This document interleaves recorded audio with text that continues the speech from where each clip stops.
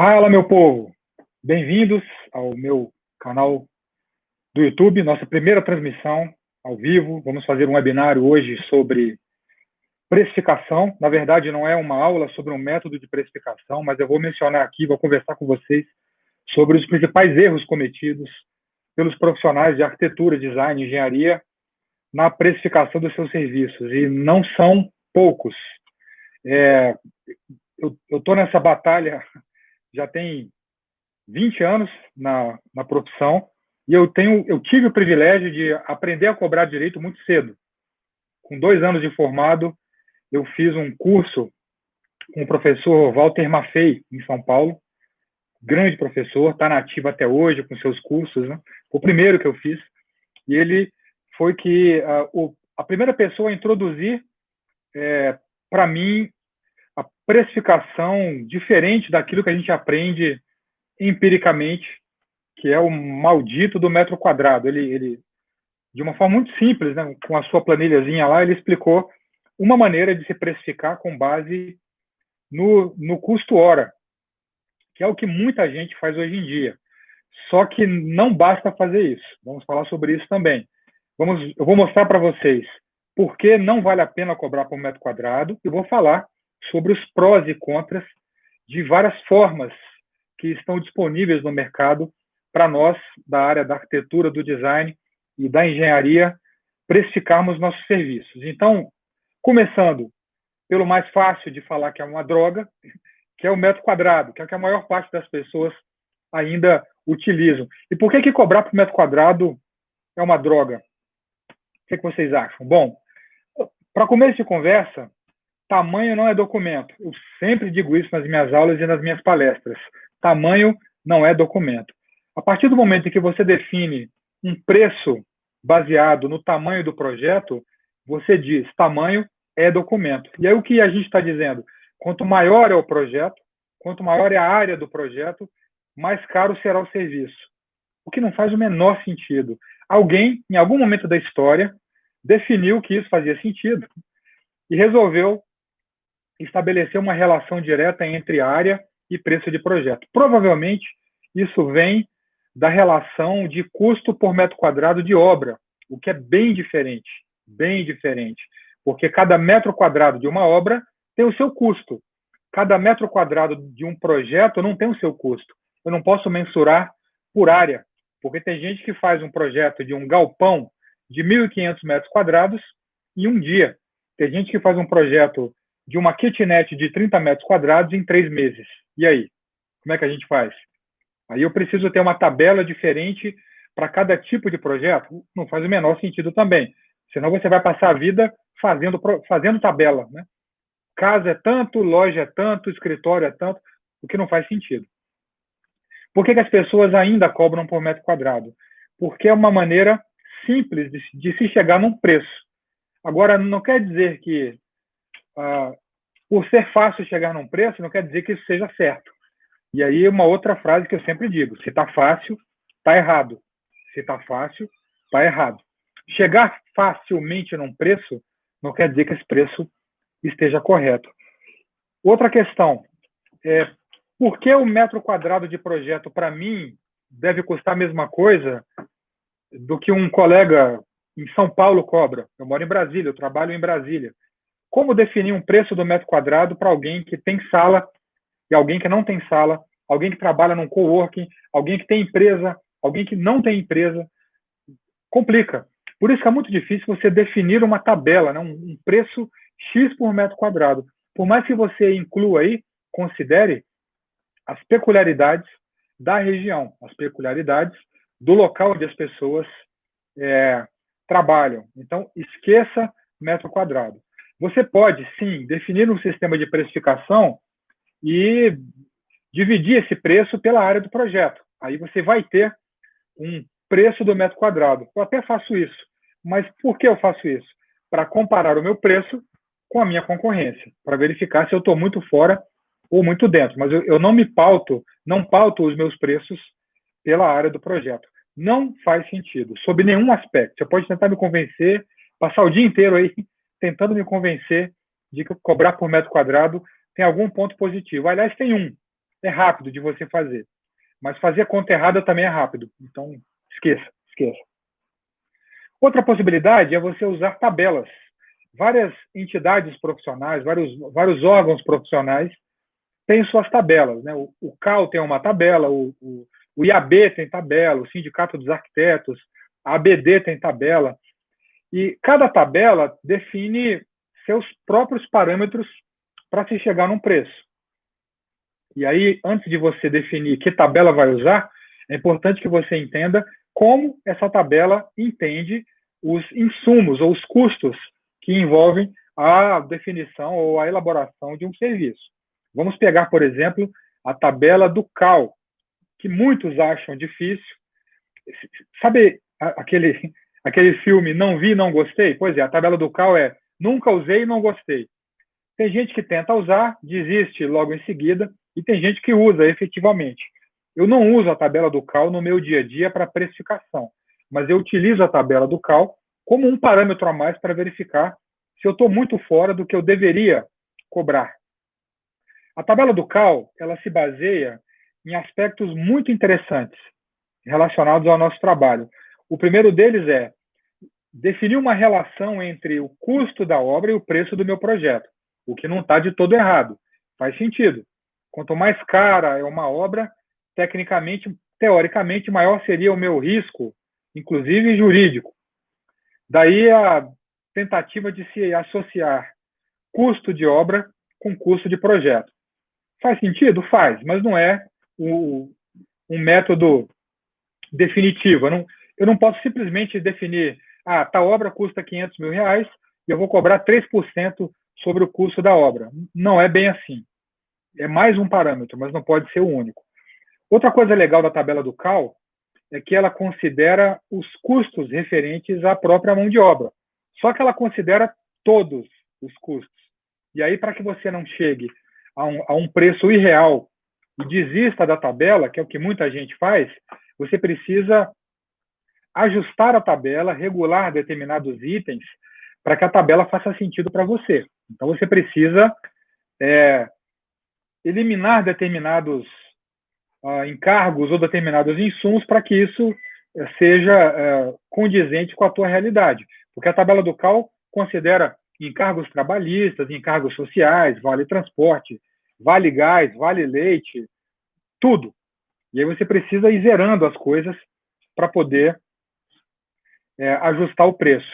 Mas tem uma coisa muito legal da tabela, além dessa associação entre custo estimado e preço de projeto.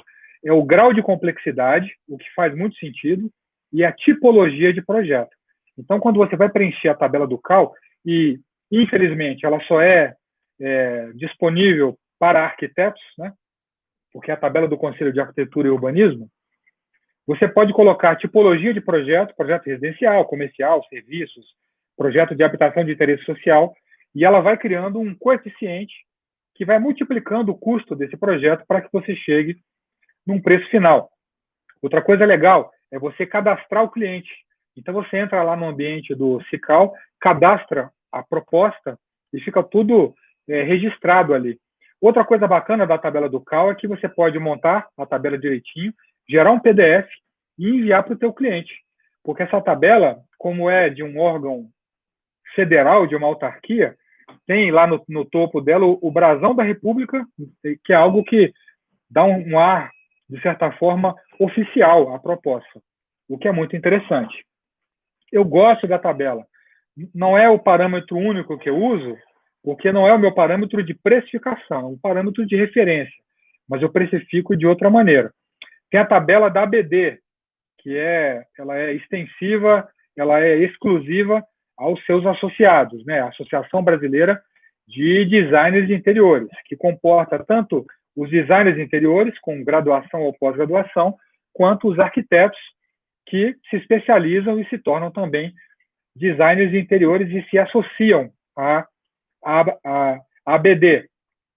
Essa tabela tem uma questão. Ela ela define um preço por metro quadrado. Pelo menos a última versão que eu tive acesso era assim. E ela faz uma distinção por região.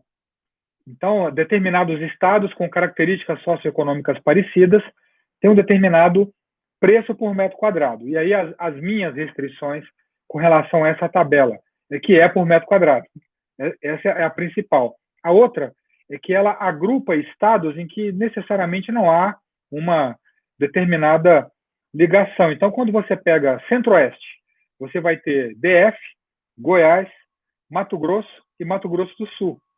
E aí uma designer de interiores de Nova Mutum, no Mato Grosso, vai ter o mesmo preço de projeto que eu tenho aqui em Brasília, com custos totalmente diferentes, com um mercado totalmente diferente. Então, por mais que seja uma tabela de uma entidade profissional, eu também recomendo que você a utilize com parcimônia, a utilize com cuidado. Considere essa tabela como uma referência e não necessariamente como algo que você vá fazer a continha ali e vá chegar no preço. Esses são os principais métodos. Claro que existem outras tabelas. Tem tabela do Sindicato dos Arquitetos, tem tabela do IAB, mas as principais são essas. E aí surge algo que, para muitos, é uma panaceia, né? Vem com uma solução definitiva dos métodos de precificação, que é o tal do metro quadrado, que é o tal do custo hora, do preço hora. Só que não basta a gente dizer, eu cobro por hora. Tá, mas dúvida número 1, quanto custa a tua hora? Dúvida número 2, como você vai fazer para saber que as horas que você estimou no teu preço correspondem às horas reais do teu projeto? Aí começa a complicar. Muita gente que ensina a precificação por hora simplifica demais. E aí eu posso falar aqui rapidamente como a maior parte dos colegas fazem. Eles ensinam assim, você vai definir um salário para você, bota aí 3 mil, 4 mil por mês. Aí você vai ter 160 horas por mês de trabalho, que dá 8 horas por dia, 4 semanas. Aí você vai pegar o teu salário e vai dividir por 160. Aí vai ter o teu custo hora de mão de obra. Aí você vai pegar todas as suas despesas mensais, fixas e variáveis, e também vai dividir por 160. E vai chegar num preço. Aí você vai somar as duas coisas. Aí você vai pegar uma margem de lucro, vai definir 20%, 25%, 30%. Pega 30% disso e coloca. Aí você chega no custo da tua hora. Aí você vai definir quantas horas o projeto vai ter e multiplica por esse número mágico, que é o custo hora. Seria muito simples se fosse assim. Quem dera fosse assim. Eu já cobrei assim. Não é bem assim. Não é bem assim. Se você está precificando por hora desse jeito, está errado. Está errado. Por quê? Porque quando você pega o custo hora do teu escritório, né, o gasto mensal do escritório, e divide pelo total de horas, você está dizendo, e você pega essas horas para um projeto só pagar, você está colocando nesse projeto todo o custo das horas do seu escritório. Você vai onerar demais esse projeto. Essa é a primeira questão. A segunda questão, e as horas que você não está trabalhando? E aí? Como é que a gente faz? Como eu pago as horas que eu não estou trabalhando? Eu não pago, mas tem que pagar, porque o teu salário é dividido pelo total de horas do mês. E se você não trabalha, não faz projeto, 160 horas por mês. Aí entram algumas questões que a gente precisa considerar. Então, vamos lá. Onde é que entra o probleminha aí? Quando você vai precificar por hora, não basta que você defina o teu salário mensal e divida pelo total de horas que você está trabalhando. Porque nem todas as horas em que você está disponível para o escritório, você está de fato produzindo, você está de fato fazendo o projeto. É por isso que entram algumas questões financeiras, de planejamento financeiro, que vão ser fundamentais para que você precifique corretamente. Para começo de conversa, precificar é uma questão muito subjetiva. Não tem um jeito certo, tem vários jeitos certos.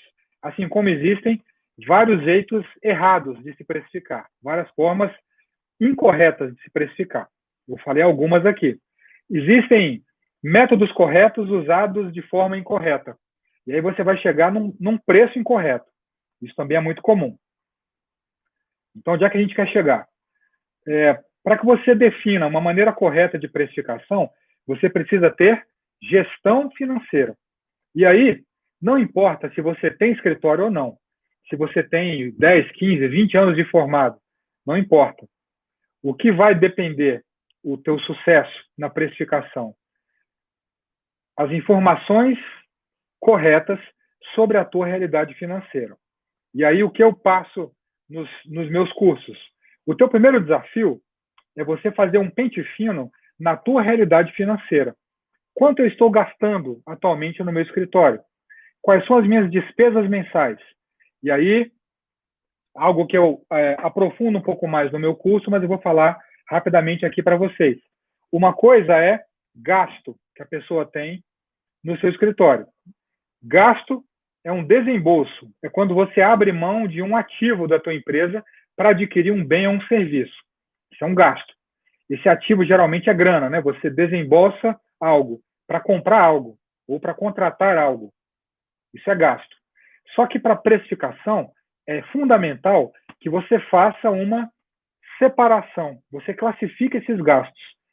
Você defina o que é despesa e o que é custo. Tem diferença. Despesa é todo gasto que você tem, mesmo quando você não tem serviço. Aí é uma despesa. Todo gasto que você tem, mesmo quando você não tem serviço. Portanto, o aluguel de uma sala é uma despesa. O condomínio, o IPTU, são despesas. A anuidade do CAL, do arquiteto, ou do CREA, do engenheiro, é uma despesa. A anuidade da ABD é uma despesa. A assinatura que você faz de um aplicativo, um curso que você faz, material de escritório, tudo isso é despesa. Todo escritório vai ter despesa. E qual é o problema da despesa? Você vai ter, mesmo quando você não tem serviço. E essa informação é muito importante, porque todas essas despesas vão se transformar num percentual, num item que vai multiplicar o custo da tua hora. E aí a tua hora de trabalho, a tua hora trabalhada, vai ter que pagar essas despesas do escritório. Isso é uma coisa. O que é custo? Custo é um gasto que você tem para fazer alguma coisa, para fazer um serviço, para produzir algo. Portanto, você só tem custo quando você tem serviço. Se eu não tenho serviço, eu não tenho custo. Mão de obra é custo. As horas do estagiário, a terceirização de um 3D, a plotagem, a taxa de RRT do CAL ou de ART do CREA são custos.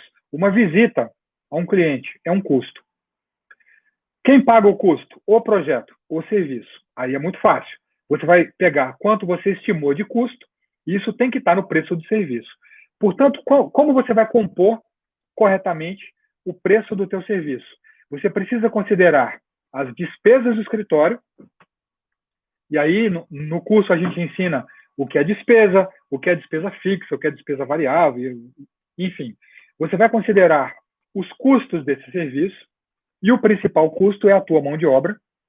Só que quando você vai considerar o custo da tua mão de obra, você vai fazer uma distinção entre mão de obra direta e mão de obra indireta. Eita, agora complica, hein? Como assim? Imagine que eu tenho um prolabore de R$ 5.000. R$ 5.000. Eu vou dividir esse prolabore de R$ 5.000 pelas horas, pelo total de horas que eu dedico ao meu escritório. Trabalho período integral, então, dividindo 5.000 pelo total de horas que eu dedico ao meu escritório, eu vou chegar num preço de R$ 25 a hora. 25 a hora. Esse é o custo da minha mão de obra. Da minha mão de obra. Só que tem um problema. Nem todas as horas que eu dedico ao escritório, eu estou projetando. Não são horas produtivas, no sentido de produzir algo. Não quer dizer que eu não esteja trabalhando, mas eu não estou produzindo aquilo que eu vendo. Essa é a diferença entre mão de obra direta e mão de obra indireta. Digamos que no mês passado, em setembro, eu peguei o meu aplicativo que eu uso aqui para contabilizar as minhas horas, e das 160 horas que eu dedico por mês ao meu escritório, eu tive de horas de projeto metade, 80 horas. 80 horas. Portanto, essas 80 horas de projeto é a minha mão de obra direta. As outras 80 horas que eu não gastei com o projeto, gastei fazendo outra coisa, trabalhando, mas fazendo outra coisa, é a minha mão de obra indireta. Eu peguei um exemplo que é meio a meio, porque é o exemplo típico do titular de um escritório. Titular do escritório. Quando você pega alguém que é o titular do escritório, que não tem estagiário, que não tem outros profissionais e que projeta também, esse percentual é um pouco maior. A esse percentual a gente dá o nome de taxa de utilização de mão de obra, porque é exatamente isso. É quantos por cento da minha mão de obra disponível eu dedico a fazer projeto. Eu vendo para alguém. Então, se eu coloquei das minhas 160 horas mensais, se eu conseguir trabalhar 120, essa é a minha taxa de utilização, que pode se transformar num percentual. Eu pego 120, divido por 160. O total de horas trabalhadas dividido pelo total de horas dedicadas ao escritório. Aí você vai ter isso em percentual. Se eu pego essas horas, 120 horas que eu trabalhei fazendo o projeto, e multiplico por 25, que é o custo da minha hora, eu vou ter o que eu chamo de mão de obra direta desse escritório. Mão de obra direta. A diferença entre o total de mão de obra e a mão de obra direta é o que eu chamo de mão de obra indireta. Quanto maior for a mão de obra indireta, quer dizer que eu vendi menos horas para alguém. Eu tive menos projeto. Um escritório, então, que tem muita mão de obra indireta e pouca mão de obra direta, é um escritório que faz pouco projeto. E aí o que acontece? Vou pegar o meu exemplo de novo. Eu vendi 120 horas das minhas 160. Então sobraram 40 horas que eu não vendi para ninguém. Vocês concordam que essas 40 horas têm que ser pagas pelo escritório? Como eu faço para o escritório pagar essas 40 horas? Eu vou distribuir as 40 horas não vendidas pelas 120 horas vendidas. É isso que a fórmula que eu utilizo usa. Então, para chegar no meu preço hora ideal, eu vou pegar as despesas, a mão de obra direta, que é a mão de obra que eu vendi para alguém, e eu vou multiplicar essa mão de obra direta por um índice que considera as despesas do escritório, que considera essa mão de obra indireta. E aí, se eu definir um lucro, esse lucro vai virar um percentual também, 10%, 15%, 20%. Então, para transformar isso em número, seria 0,1, 0,2, 0,3, né? 0,1, 0,2, 0,3. Isso também vira um índice.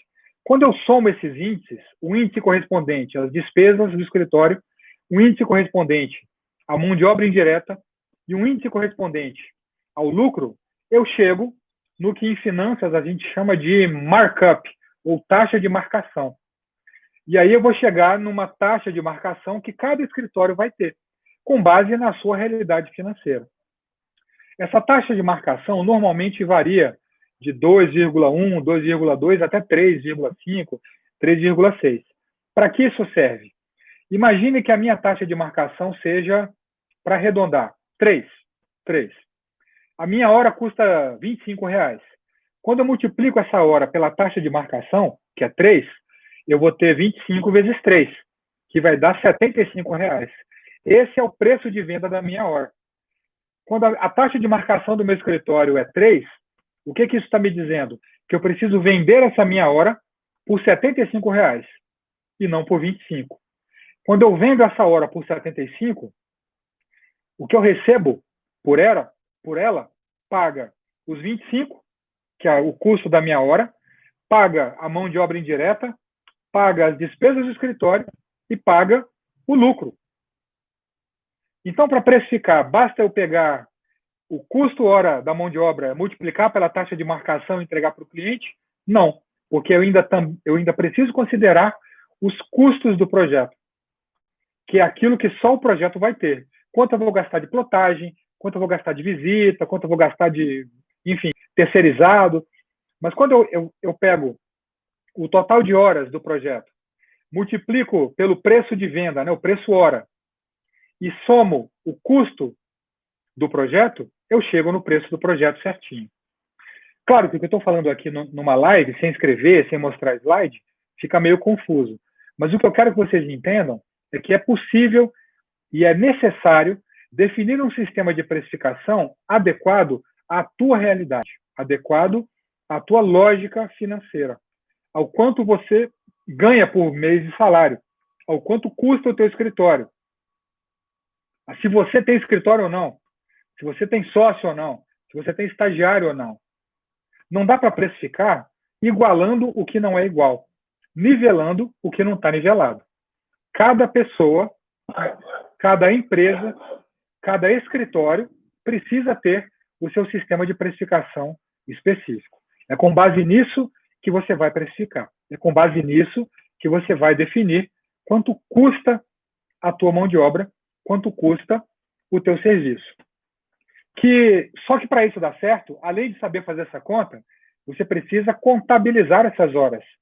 Depois que você estima as horas de projeto, você precisa definir, levantar quantas horas de fato você está gastando para fazer esse projeto. Existem vários programas, vários aplicativos para esse fim. Eu vou sugerir dois, que um eu utilizo já há muito tempo e o outro eu estou testando. O primeiro deles é o Toggl, T-O-G-G-L, Toggl. Eu utilizo no escritório para poder mensurar as horas gastas em cada projeto. Outro muito legal é o Clockify, Clock de relógio, Fi, F-Y. Bem interessante, ele é gratuito e ele tem uma vantagem. Mesmo o modo gratuito, ele te permite separar essa mão de obra direta da mão de obra indireta, a hora vendida da hora não vendida. Isso é bem legal para você fazer o seu planejamento financeiro. Então, além de você saber precificar corretamente, é necessário que você mensure as horas efetivamente gastas, tá? Dúvida aqui da Ana Paula Medina. É possível ter um modelo de tabela com esses valores para chegar no preço de projeto de forma mais rápida? Não, não é possível, porque cada projeto vai ter a sua especificidade. O que é possível é você ter uma planilha, um sistema já totalmente formatado para que você lance o seu escopo de trabalho, o seu escopo de mão de obra, coloque as horas de projeto e aí a tabela dê o preço de projeto certinho. Então, não é um modelo de tabela que você só coloca projeto tal, tantas horas, pimba, e aí está o preço. Não é tão fácil assim, mas é quase isso.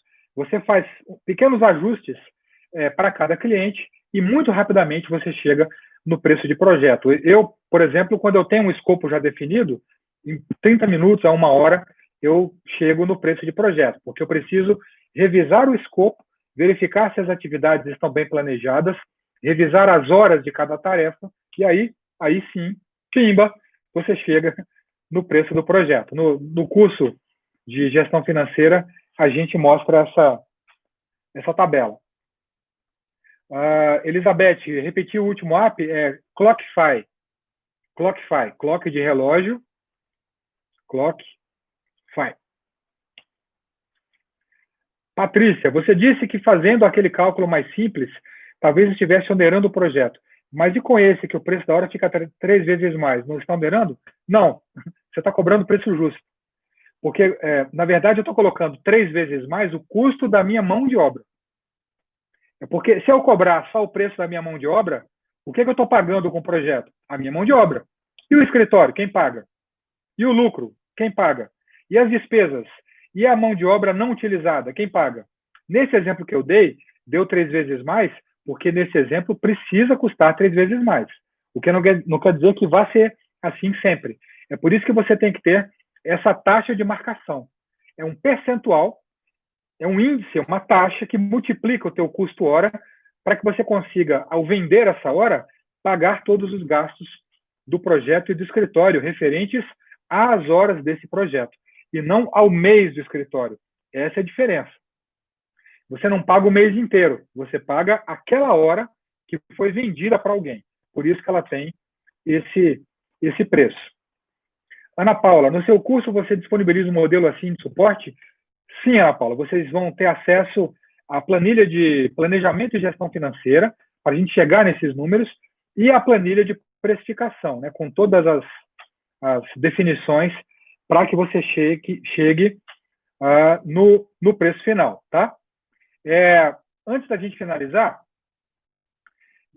alguns de vocês, se não todos, né, tem o pessoal do Instagram aqui e o pessoal que se cadastrou na nossa aula no YouTube, a gente lançou há algumas semanas a segunda turma desse ano do meu workshop de gestão financeira, workshop papo reto, porque realmente o workshop assusta. Eu falo papo reto porque eu falo umas coisas, eu vou falando, aí os alunos, meu Deus do céu, eu não quero mais ser escritório. Eu digo, é isso aí. Então, cumpri a minha missão. O meu objetivo é falar de finanças de uma forma que você entenda, de um jeito que você verifique o que você precisa saber, aprenda isso e tome a decisão de ter ou não escritório. Eu queria ter tido isso há 20 anos, quando eu abri o escritório e quebrei por falta de informação. Com base no meu fracasso, ou nos meus fracassos, eu tentei criar um conteúdo que fosse fundamental para que você tenha ferramentas ou informações suficientes para decidir ou não ter um escritório. Decisão número 1, ter ou não ter escritório. Decisão número 2, que tipo de escritório eu posso ter? Que tipo de escritório eu preciso ter? Qual é o tamanho dele? Quanto deve ser o meu salário? Quanto eu deveria tirar desse escritório? Em quanto tempo eu vou estar tirando isso? Qual deve ser a minha reserva financeira? Quantos meses de reserva eu devo ter? Isso é importante, porque é o que separa os adultos das crianças. É o que faz você parar de brincar de ser arquiteto para ser dono de um negócio na área de arquitetura e design. Essa é a grande diferença. E aí, nesse nosso workshop, são 2 noites ao vivo, né, são 8 horas aí de aula, 2 noites seguidas, dia 26 e 27 de outubro. Vocês terão acesso, além de essas aulas ao vivo e tem umas imersões legais que a gente faz em grupo, né? Eu separo vocês em grupos, vocês vão discutindo, vão falando da realidade de cada um. Além disso, vocês vão ter acesso a 2 planilhas, né? A planilha de planejamento e a planilha de precificação, e ao material didático, né? Eu chamo de e-book, mas é a totalidade dos slides das minhas aulas. Deve dar aí uns 200 slides, com tudo bem explicadinho, bem detalhadinho, para que você consiga utilizar esse meu método de gestão financeira e precificação. São 2 noites de muito conteúdo, muita informação. A gente cria grupo depois para poder trocar uma ideia, esclarecer dúvida. Normalmente, quem é meu aluno fica meu aluno para sempre. A gente fica trocando ideia aí por muito tempo. E esse é o meu objetivo. Para vocês que prestigiaram essa minha aula de hoje, que se inscreveram, foram lá no link, se cadastraram e estão me vendo pelo YouTube, eu vou colocar aqui para vocês um link com uma oferta especial que vale até hoje, meia-noite, tá? Hoje, meia-noite. O nosso curso, o nosso workshop, ele está sendo vendido por R$ 249, um preço, convenhamos, né? Bem camarada, R$ 249, mas só hoje, para vocês que estão aqui na minha aula ao vivo do YouTube, vocês vão ter um desconto mais do que especial e ele vai sair por R$ 198, tá? Até meia-noite. Amanhã eu já tiro essa oferta, porque o curso tem um número limitado de inscrições. Como é um workshop, não é uma palestra, um curso grande, a gente faz turmas muito pequenas. Eu faço no máximo 25 alunos, porque a gente tem uma troca muito grande de informação e uma interação, perguntas, respostas, porque senão vira palestra, e a ideia não é palestra. A ideia é ter um workshop mesmo, tá? Quem está me vendo aí pelo Instagram e quiser entrar nesse desconto aí, nessa promoção, vocês podem entrar na minha bio no Instagram, clica ali para poder entrar no link para a nossa aula, que você vai ter acesso a esse link de desconto também, tá? Está aqui no bate-papo até às 23h59 para fazer essa inscrição nesse preço promocional, tá? Todo mundo que assistiu a aula de hoje pelo YouTube. Pelo pessoal do Instagram, e aí? Coloca ou não coloca? Hein? No Instagram. O que vocês acham? Vou colocar na minha bio essa promoção para que vocês se inscrevam também, mas é só hoje, tá? Preço promocional. Pessoal, eu queria agradecer demais quem participou desse webinário rápido, direto. É o primeiro dia útil, né? É a nossa terça com cara de segunda. Pergunta, CRI, arquitetura e urbanismo. Como vender sua hora trabalhada, onde todos os seus concorrentes vendem por metro quadrado? Azar deles. Problema deles. Você tem que pensar o seguinte, eles estão errados. Ah, mas eles cobram menos. Problema deles. No nosso curso, a gente explica para você o seguinte, o primeiro desafio é cobrar direito. O segundo é conseguir vender. Né? E aí você deve estar pensando, porra, vou cobrar certo. Faça o que o Ricardo me ensinou. Aí o preço fica, pá, bacana, 10 mil. Aí vem um filho da mãe e cobra 4 mil. O que eu faço? Mato o infeliz? Não, você não pode matar o infeliz. Você pode desejar, mas não pode matar. O que você pode fazer, então? Se posicionar corretamente. O preço justo nunca vai estar errado. Errado é quem cobra um preço ridículo. Você tem que pensar o seguinte, quando o cliente procura preço, ele não procura qualidade. Sempre vai ter um maldito filha da mãe que vai cobrar um preço imbecil por um projeto, por um serviço que você também está oferecendo. O azar é dele. Aí é uma questão não de finanças, mas de marketing, de posicionamento e de habilidade de venda. Mas acredite, é possível. Você acaba fazendo uma separação, né? O bom cliente reconhece o seu valor. O bom cliente que entende por que você cobra assim, vai te contratar. Não é uma questão de pegar um preço altão e falar, eu cobro isso. Como o sistema que eu uso utiliza a tua realidade, teu custo, teu salário, não vai ficar um preço exorbitante, a menos que você tenha um alto custo de mão de obra. Aí você precisa cobrar mais caro.